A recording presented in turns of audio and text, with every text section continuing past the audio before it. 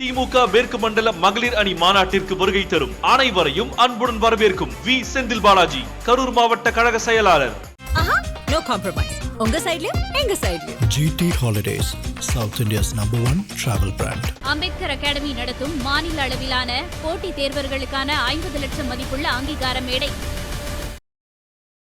வணக்கம் சார். வணக்கம். தமிழ்நாட்டில் பொறுப்பு டிஜிபி இப்போது அபய்குமார் சிங் ஐபிஎஸ் அவர்கள் வந்து நியமிக்கப்பட்டிருக்காரு. நிலையில் தாவேகா அந்த பொதுக்கூட்டம் வந்து ஈரோட்டில் நடந்தப்போ அதோடைய பொதுச் செயலாளர் அருண்ராஜ் ஐஆர்எஸ் அவரும் ஸ்டேஜில் பேசும்போது சொல்லியிருக்காரு, இந்த மாதிரி சீமா அகர்வால் அவங்கெல்லாம் வந்து எலிஜிபிள் லிஸ்ட்டில் இருக்கும் போதும் நீங்கள் அவங்களாம் தடுத்துட்டு ஒரு பொறுப்பு டிஜிபி வந்து வச்சு அரசை வந்து போலீஸை வந்து ரன் பண்ணிட்டு இருக்கீங்கன்ற ஒரு குற்றச்சாட்டு அவரும் சொல்லியிருந்தாரு. தொடர்ச்சியாக தமிழ்நாடு எதிர்க்கட்சி தலைவர் எடப்பாடி பழனிசாமியும் வந்து தமிழ்நாட்டில் சட்டம் ஒழுங்கு பிரச்சனைக்கு காரணம் இங்கே வந்து ஒரு நிரந்தர டிஜிபி வேணும், ஸோ இதை வந்து கம்மி பண்ணணும்னா ஒரு நிரந்தர டிஜிபி வேணும், பொறுப்பு டிஜிபியால் சுதந்திரமாக எல்லா விஷயங்களையும் வந்து ஆக்ஷன் எடுக்க முடியுமா அப்படின்ற ஒரு கேள்வியும் வந்து திரு எடப்பாடி பழனிசாமி அவர்கள் வந்து முன்னெடுத்திருக்காரு. எப்படி பார்க்குறீங்க சார் இது? பொறுப்பு டிஜிபி அரசாங்கம் வந்து அவங்களுடைய பர்சனல் அந்த மோட்டிவுக்காக யூஸ் பண்ணுறாங்க, இங்கே வந்து நிரந்தர டிஜிபி வந்து நியமிக்கிறன்றது வந்து பலதரப்பட்ட கட்சிகள்லேருந்து குரலாக ஒலிக்குது.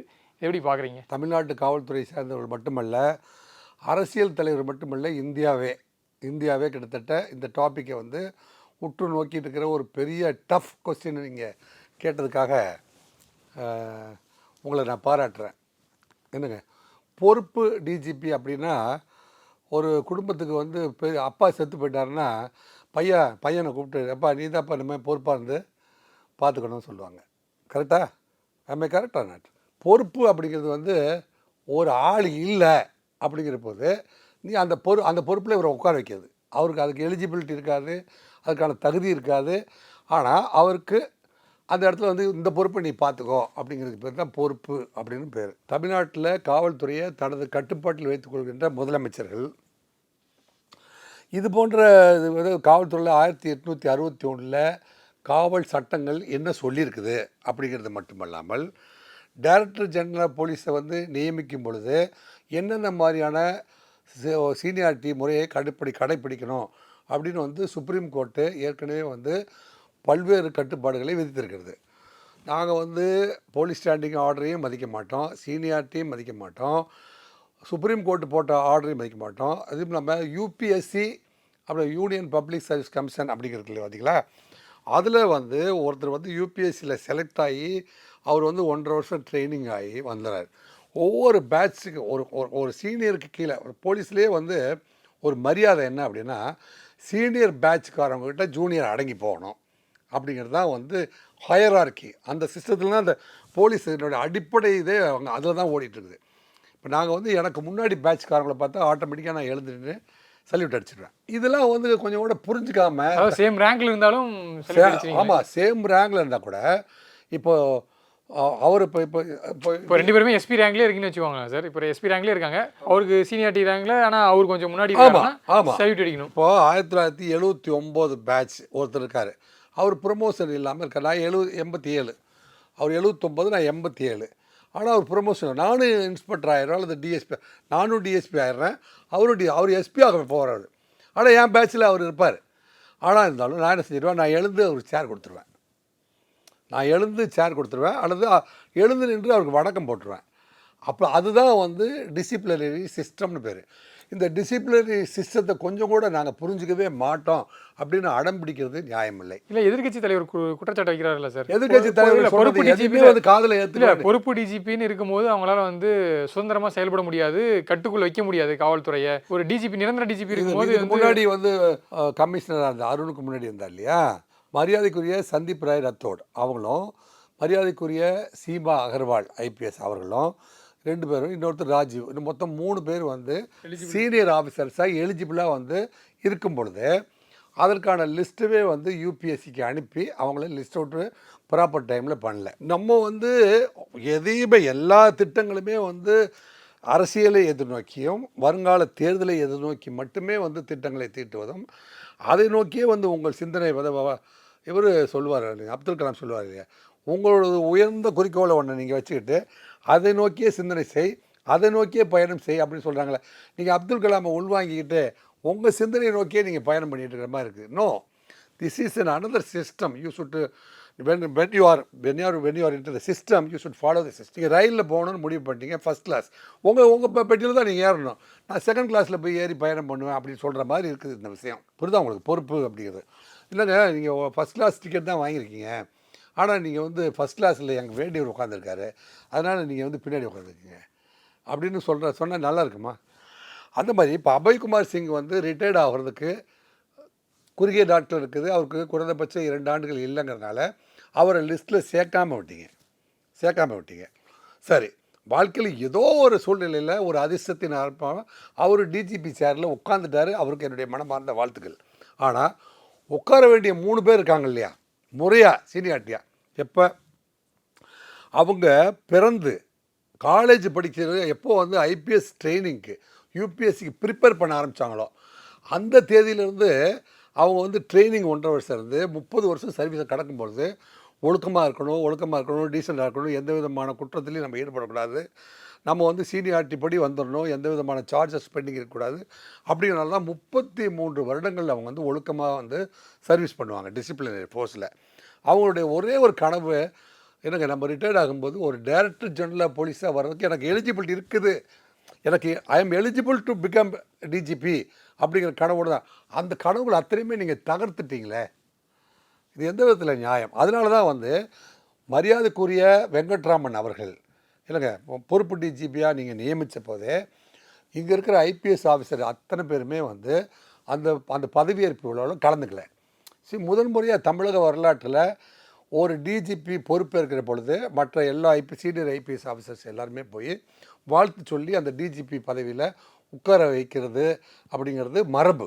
அந்த மரபு வந்து அன்றைய தினம் வந்து தகர்க்கப்பட்டு விட்டது. இதெல்லாம் வந்து தமிழகத்தில் நடக்கக்கூடாத சில விஷயங்கள். காவல்துறை சேர்ந்தவங்க அப்படிங்கிற முறையில் எனக்கெல்லாம் அது எனக்கு மட்டும் இல்லை, இது என்னுடைய காவல்துறை சேர்ந்த ஒட்டுமொத்த சகோதரர்களுடைய குரலாக வந்து நம்ம வந்து இதை வந்து பதிவு செய்ய வேண்டும். இல்லை, இதுக்கு நிர்வாக ரீதியில் காவல்துறையில் சிக்கல்கள் ஏற்படுத்துமா சார் நிரந்தர டிஜிபி இல்லாதது? இல்லை, நிர்வாக ரீதினா இன்றைக்கி வந்து நீங்கள் வெங்கட்ராமன் வந்து ரூல்ஸ் அண்ட் லாவை பொறுத்த வரைக்கும் அவர் வெல்வெஸ்டாக இருந்த போதிலும் கரூரில் 41 பேர் இறந்து விட்டார்கள் அப்படிங்கிறதுக்கு வந்து எஃப்ஐஆர் எப்படி போடப்பட்டது என்னங்க, அதில் வந்து சுப்ரீம் கோர்ட்டு ஹைகோர்ட்டு மாறி அத்தனைக்கும் வந்து ரிப்ளை பண்ணுறதுக்கான பொறுப்பு அத்தனையுமே வந்து வெங்கட்ராமன் அவர்களுடைய. இவர் நமக்கு ஃபேவராக இருப்பாருங்கிறதுக்காக ஒரு போஸ்டிங்கை வந்து டிஜிபி எல்லாம் வந்து அப்படி வந்து போடக்கூடாது. இப்போ அபய்குமார் சிங் போட்டுட்டு மறுபடியும் வந்து காலம் கடத்துற போது இவங்களுக்கு தேவையான அவர் எலிஜிபிளாக வந்துடுறாரு, அவரை வச்சு தேர்தல் நடத்துங்க, நீங்கள் நல்லா இருங்க. ஸோ அதை தாண்டி இப்போது தேர்தலுக்கு முன்பு ஐபிஎஸ் ரேங்கில் இருக்கக்கூடிய உயரதிகாரிகள் வந்து ஒரு மேஜர் ரீஷஃபுல் இருக்கும்.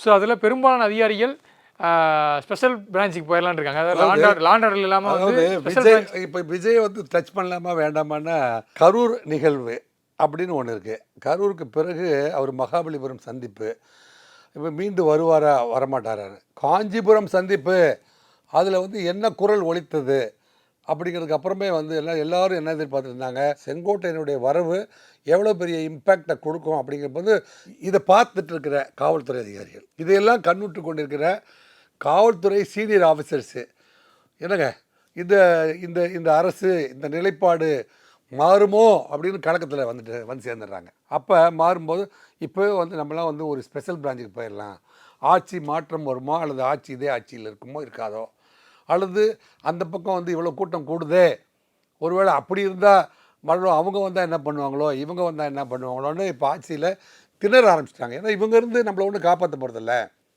நமக்கு வந்து எலிஜிபிலிட்டி இருந்தாலும் நமக்கு டிஜிபி பதவி தரல, அப்படிங்கும்போது நமக்கு எதுக்கு அவங்கக்கிட்ட பொல்லாப்பு அப்படின்லாம் வந்து இப்போ தேர்தல் சமயத்தில் எதிர்கட்சிகள்லாம் வந்து அல்லது 2 பேருக்கு தான் போட்டி அப்படின்னு சொல்லிட்டு இவர் சொல்வதும், அல்லது ஆர்பி உதயகுமார் வந்து இல்லை எங்களுக்கு அவங்களுக்கு தான் போட்டின்னு ஒரு மும்முனை போட்டியை. இந்த இடத்துல வந்து தேர்தல் ப்ரெஷர் வந்து தேர்தல் இவ்வளோ பெரிய ப்ரெஷரை வந்து ஹேண்டில் பண்ணும்போது சட்டம் ஒழுங்கு பிரச்சனைகள்லாம் ஏற்பட்டால் நம்ம ஏன் போய் involve ஆகிக்கணும்? when you are not posting me in a good place, why should I take responsibility of special branches அப்படின்ட்டு எப்போவுமே இது வரைக்குமே நடந்த தேர்தல்களில் காவல்துறை அதிகாரிகள்லாம் வந்து இடமாற முயற்சி செய்கிறார்கள் அப்படிங்கிற தலையங்கம் வந்ததே இல்லை. எலெக்ஷன் கமிஷன் வந்து தான் வந்து 3 வருஷம் சர்வ் பண்ணவங்களெல்லாம் நீங்கள் அந்த பக்கம் போயிடுங்க இந்த பக்கம் போயிடுங்கன்னு எலெக்ஷன் கமிஷன் வந்து மாற்றோம். ஆனால் இப்போ வந்து அதிகாரிகளே வந்து எங்களை வந்து வேறு இடத்துல போட்டுருங்க, அல்லது எங்களை வந்து டெல்லிக்கு டெபுடேஷன் அனுப்பிடுங்க, வேறு மாநிலத்துக்கு போயிட்டு நாங்கள் தேர்தல் முடிஞ்சோடனே நாங்கள் வர்றோம். அப்போ அவங்க கம்ஃபர்டபிலிட்டியை அவங்க பார்க்க ஆரம்பிச்சிட்டாங்க. அப்போ காவல்துறை சேர்ந்தவர்களும் அரசியலை உற்று நோக்குகிறார்கள் அப்படிங்கிற செய்தியெல்லாம் வந்துட்டுருக்குது. ஆக இந்த சமயத்தில் சீனியாரிட்டியை விட்டுட்டு பொறுப்பு டிஜிபியை நியமிப்பது, அதாவது இந்த நாட்டிலே வந்து உயர்ந்த பதவி அப்படின்னு சொன்னால் அது வந்து ஐஏஎஸ் அண்ட் ஐபிஎஸ் அப்படின்னு. அதுக்கு பிறகு ஐஆர்எஸ் இருக்குது, ஐபிஎஸ் இருக்குது, இந்தியன் ரயில்வேஸ்லாம் இருக்குது. இருந்த போதிலும் ஐஏஎஸ் ஆஃபீஸரும் ஐபிஎஸ் ஆஃபீஸரும் தான் பப்ளிக் டாமினேட்டிங் ஃபிகர்ஸாக இருக்கிறவங்க, பொதுமக்களை நேரடியாக சந்திக்கக்கூடியவங்க. இவங்க வந்து நீங்கள் வந்து ஏன் சார் உங்களுக்கு சீனியாரிட்டி வந்துருச்சே, ஏன் உங்களுக்கு டிஜிபி வரல அப்படிங்கும்போது அவங்க வந்து தனக்குள்ளே வந்து அவமானப்படுவார்கள். அவங்க வந்து இந்த ஆட்சியாளர்கள்ட்ட போய் கதவுகளை தட்டி சொல்ல முடியாது. இருந்தாலும் வந்து அவங்க வந்து மனப்புழுங்கள் வந்து எங்களை மாதிரி ஆஃபீஸர்ட்டெல்லாம் இந்த மாதிரி பண்ணிட்டாங்க, கடைசி நேரத்தில் எனக்கு எலிஜிபிலிட்டி வந்து எனக்கு போடாமல் பண்ணிட்டாங்க, இந்த அரசாங்கம் இப்படியெல்லாம் மோசம் பண்ணிடுச்சு அப்படிலாம் பேசுகிறது நம்ம காதுகளுக்கு வந்து ரொம்ப வருத்தம் தோய்ந்த தகவல்கள்லாம் நம்ம காதுக்கு வருது. கண்டிப்பாக பொறுத்திருந்து பார்க்கலாம் சார். 2026 தேர்தல் நெருங்கும் சமயத்தில் இந்த மாதிரி அடுத்தடுத்து அதிர்வுகள் நடந்துகிட்ருக்கு. 2000 தேர்தல் முடிவுகளுக்கு பிறகு என்ன நடக்குதுன்னு பார்ப்போம். நேரம் ஒதுக்கியது குறித்து நிறைய தகவலை பகிர்ந்துட்டீங்க. நேரத்துக்கு நன்றி சார். நன்றி, வணக்கம். திமுக மேற்கு மண்டல மகளிர் அணி மாநாட்டிற்கு வருகை தரும் அனைவரையும் அன்புடன் வரவேற்கும் வி செந்தில் பாலாஜி, கரூர் மாவட்ட கழக செயலாளர். No compromise. உங்க சைடுலயும் எங்க சைடுலயும். GT Holidays, South India's #1 travel brand. Ambedkar academy நடத்தும் மாநில அளவிலான போட்டித் தேர்வர்களுக்கான 50 லட்சம் மதிப்புள்ள அங்கீகார மேடை